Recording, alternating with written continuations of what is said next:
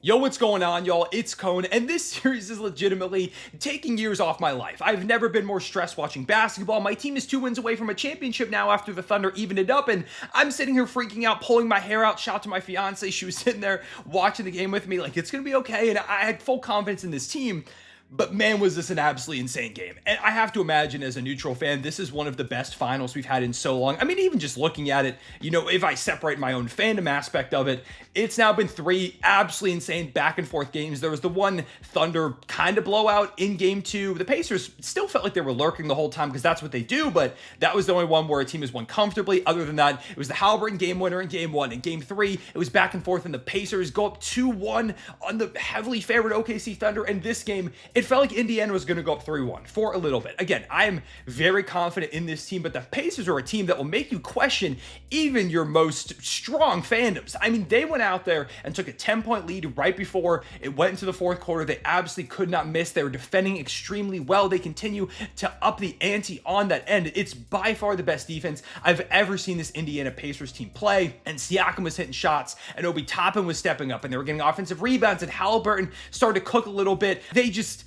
come at you relentlessly. You never get a break playing Indiana. And this Thunder defense has just stifled anybody they've played over the course of this season. There have been very few instances where anybody's gotten the better of this Thunder defense. But for a majority of this game, the Pacers offense was just getting the better of them. And the Thunder offense, it's had issues. It's been stagnant at times. The three-point shooting has come and gone, and it really showed in this one. The Thunder went 3 of 16. The Thunder hit 3 threes in a game in 2025 and won. And there's a few reasons why. Number one, Shai Gilgeous-Alexander. Wasn't his most convincing game for the first 3 quarters. I felt like he was playing fine, but the Thunder needed him to take over, and he did. Finished with 35 points, 3 rebounds, 3 steals, 50% shooting, 1 of 4 from 3, and the 1-3. One of the 3, again, the Thunder hit on the night. First team since the 2010 Celtics to get a win in the finals with 3 or less threes made. Was a huge 3 to bring the Thunder within 1, and then a huge step back midi on the baseline to go ahead and put the Thunder up 1. That's a lead they would never give up. Shai had the most clutch points out of any player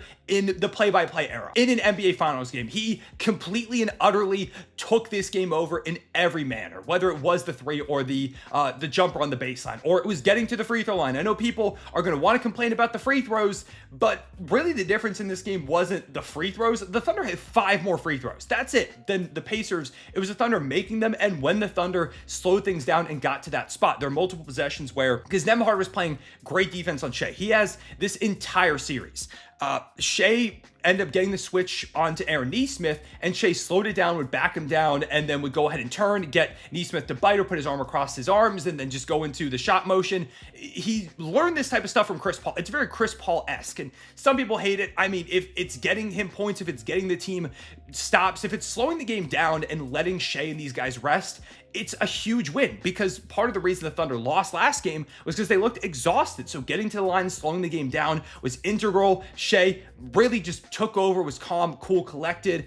He did what an MVP, a superstar player, does. He now has the most points, or 3rd most points, out of any player in their first 4 finals games in a series, outside of Allen Iverson and Rick Barry. Like, he's 3rd all time. Had the most clutch points out of any player in any NBA Finals game since 1971 here. I genuinely don't know how you can question anything that Shai has done in this series and think that he's been any less than stellar. There have been a couple of defensive problems, like he got blown by TJ McConnell on the perimeter at one point in this game, and I'm like, yeah, that really can't happen, but had a huge block on Tyrese Haliburton late in this game too. And the Pacers have tried to pick on Shai. They've tried to put him in a lot of actions because they know Shai is the reason this thing works. All game, the offense was not clicking for this team. There were a couple guys that stepped up that I'll talk about, but Shai really is the engine that makes this thing run. It's a very defensively slanted team that relies a lot on Shai to be this all-time great offensive player, which he's been all season. But at times, if he even slows down a little bit, things can get kind of murky. We saw that in game 3. And so the Pacers were doing everything they could to put Shai in actions, to tire him out. Nembhard is very physical. He's, again, playing phenomenal defense. But in the end, it didn't matter. And I thought Mark Daniel did a great job of getting Shai more rest at important moments in this game. He would sub out a little bit in the first quarter. He had like a 30-second rest in the fourth quarter. It was just like, Shai, I'm going to give you a couple seconds here. We need you back in within a couple of possessions. And credit to the rest of the guys for holding the fort down while Shai got that rest, that much-needed rest. Jalen Williams. People have talked so much about Jalen Williams, but in this game, the biggest game of his career, 27 points, 7 rebounds, 3 assists, 45% shooting, 11 of 11 from the line too. Dub with was aggressive. He was physical. He got downhill. It's what I talked about coming out of game 3, coming out of game 2 after the win. I said the Thunder need to continue to do what? Be physical and be decisive. And Dub was decisive. He didn't question anything. He didn't mess around too much with the ball in the perimeter. There were a couple moments where he did and resulted in 4 turnovers. But down the stretch of the game, Dub was very calm, cool, collected. He hit shots when it mattered most. He got a lot of great looks at the basket, that scoop layup he loves to go to, and he fought through contact, got fouled, and finished at the free throw line. Dub did everything you could ask for and more for a majority of this game. The turnovers, again, were kind of tough. The Thunder, as a whole, finished with 13 turnovers. That's only 2 less than the Pacers. It's not been the Thunder winning the turnover battle in this historic margin like it's typically been. The Thunder have had to find other ways to get victories. And in this one, it's just really tough shot making from Shai and Jalen Williams. Chet Holmgren had a very up and down game, but finished as a plus 14 points, 15 rebounds, an assist, a steal, and a block, and played phenomenal defense down the stretch on Tyrese Haliburton. Multiple possessions where Tyrese tried to ISO him, and he's like, yeah, I'm going to cook Chet like I did with Jared Allen and Karl Anthony Towns and all these bigs. Throughout the Pacers run, Haliburton has gotten them isolated on the perimeter and cooked. And a couple of times he got the better of Chet throughout this game and throughout this series, but when it came down to it at the end, I thought Chet played phenomenal defense. The team as a whole, the reason the Thunder won this game was because they made the Pacers offense go dry, and that's not something you really ever see for the Pacers. They couldn't buy a bucket at all. In the fourth quarter, the Pacers as a team shot 0 of 8 from 3, 5 of 18 from the field, and had 3 turnovers. It's just not going to win. They went into the fourth quarter up 7, ended up losing by 7, outscored by 14 points. That is this Thunder historical defense, and that's what the Thunder have leaned on all season. Just need a little bit more shot making, a little bit more offensive punch, and that's your path to victory if you're Oklahoma City. That's what you need in game 5, game 6, game 7 if it ends up there. The Thunder have to continue to play like this. Physical, decisive. Shai has to continue to be otherworldly. Big support from Jalen Williams and Chet Holmgren. And someone's got to step up off the bench or just role player in general. Alex Caruso was that guy tonight. 20 points, 3 rebounds, 5 steals. The first player, I believe, in finals history to have 20 and 5 steals off the bench. It's just incredible value that the Thunder got him for not a single first round pick. Like, Giddey had a great end to his season with the Bulls, but to not have to give up any draft capital to get a guy like Caruso, who is not only an incredible player, but he's a veteran. He's a championship guy. The Thunder don't make it to the finals. The Thunder don't win round 2 against the Nuggets. They definitely don't win 68 games if it's not for a lot of what Alex Caruso does. Played 30 minutes, was unbelievable. Had this crazy fadeaway midi to start the fourth quarter on the baseline, attacking downhill, finishing with the offhand, and one in there too. Caruso was integral. And I think he could kind of tell that the team needed to be settled in a little bit. They needed somebody to step up, and he's like, I'm going to be that guy early in the game, and he was a big reason why the Thunder stayed in it. Kenrich Williams, I thought, played really good minutes too. Lou Dort, great defense overall. Hit one of the Thunder's 3 threes, and it was a 3 that got kind of blacked out by the broadcast, but it went in 2 of 2 shooting overall. The Thunder went back to the double big thing.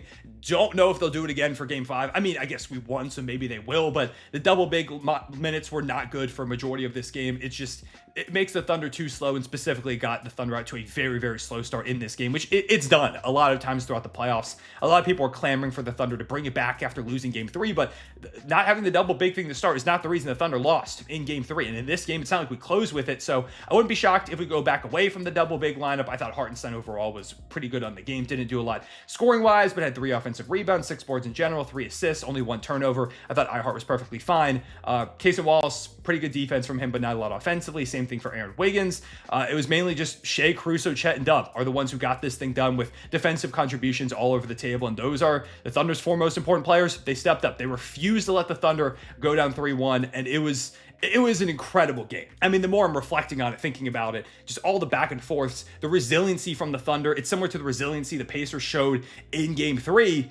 Both these teams just refused to say die, and now it comes down to a huge pivotal game 5. Thunder haven't lost back-to-back games all playoffs. They responded here. The Pacers haven't lost back-to-back games all playoffs. They've got to respond in game 5 in Oklahoma City. Thunder just have to defend home court, and they can win an NBA championship. For the Pacers, again, I feel like the offense struggled a bit down the stretch, and a lot of that was just really good pressure from the Thunder, but also a lot of mistakes. Bennedict Mathurin had one of the worst couple minutes I've ever seen in a finals game. After he was so unbelievable last game, but in this one, he had multiple missed free throws. He finished 5 of 8 from the line. He missed, I think, all 3 of those within the final couple of minutes.